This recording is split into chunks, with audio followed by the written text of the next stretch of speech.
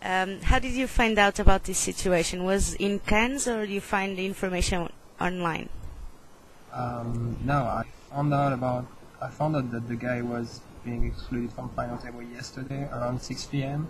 because Fabrice Soulier is a player at the final table, so they all have a meeting when the Partouche Poker 2 people told him about the situation, and immediately a friend of mine who was with me got a call from Fabrice, so I learned about it yesterday. But I've been following this guy, the guy who's suspected of cheating, since EPT Tallinn. That's the first time I heard about him.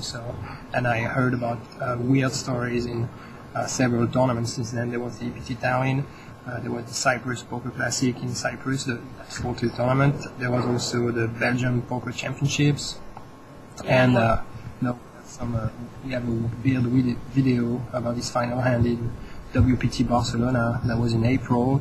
And also a colleague of mine from Dutchland told me about a weird incident in San Remo. So apparently this operation, if it's really one, has been going on for a lot of time now, almost like 9 months. I was asking if Alice, did he show up in Cannes right now, or he was informed and didn't even show up to the tournament?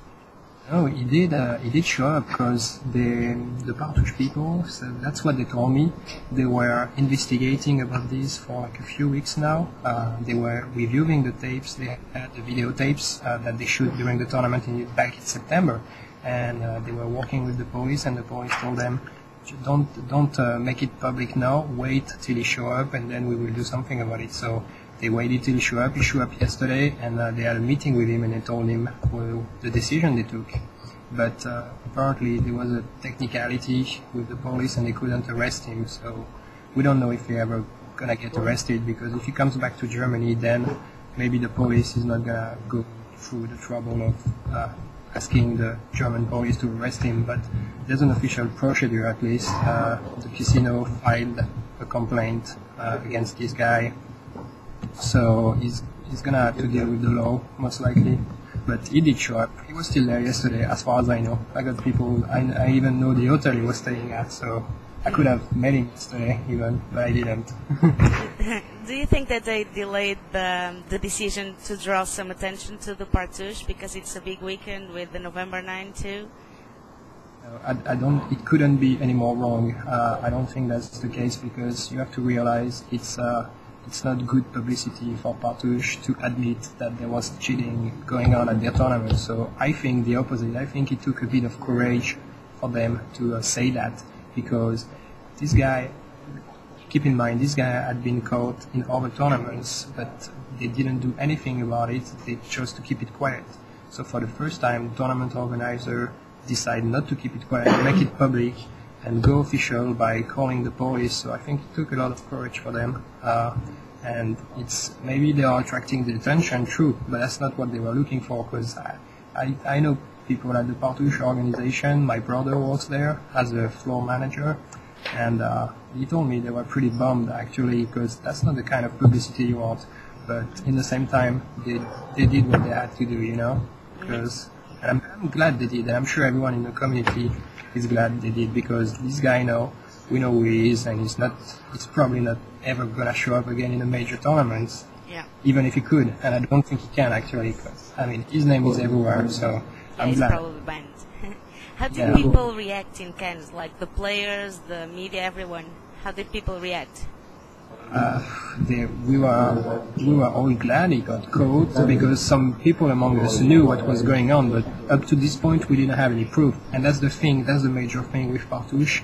They say, I can't be sure because I didn't see the videotape, but they told me, a lot of people told me who saw the tape said it's strong evidence, strong proof. So before that, we only had allegations and suspicion toward this guy. No, apparently we have a proof. That's why they called the police and so on. So I think the players were happy the guy got caught. Some players had suspicions. The media, well, the reaction of the media is that it got me a lot of work yesterday night. I thought I had an easy weekend. I could go to bed and have a good night of sleep, because I haven't been sleeping at all for a week because I was traveling and shit.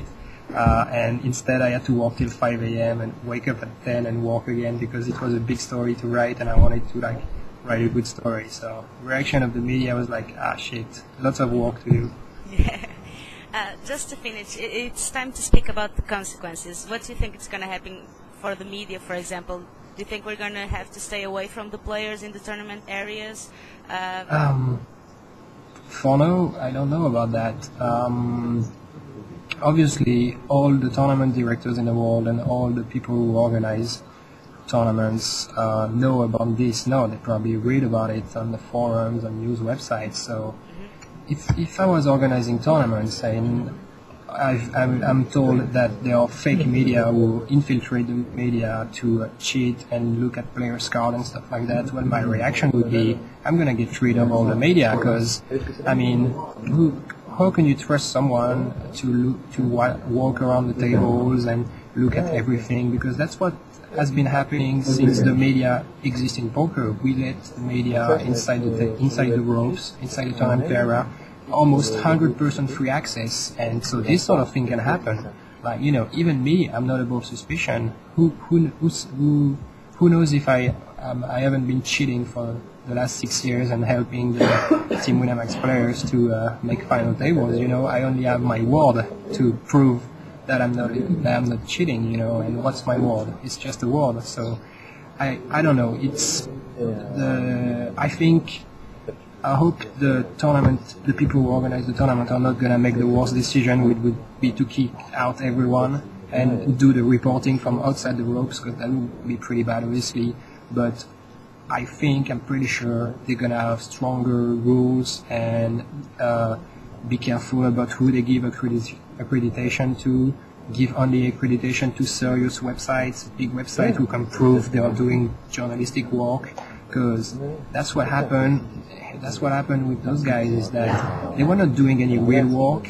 You would go to their website and it wasn't anything real strong, and nobody was really checking it, you know. So you're gonna have to be serious about your job if you want accreditation now. Like, you've been to tournament, you know, there's always lots of media there, and sometimes there's people you wonder what they're doing here. Like, are you here just for fun and to watch people playing, or are you here to actually work? And I think in the future it's gonna be more difficult to get an accreditation. At least I hope so. So we can like have less people who come to the tournament, but we only have people who are trying to do a good work, and also people who are professional, because the poker industry is young and the poker media industry is really almost entirely composed of amateur. You know, I'm an amateur. I'm just a guy who's passionate about poker, and we got started writing because I like poker.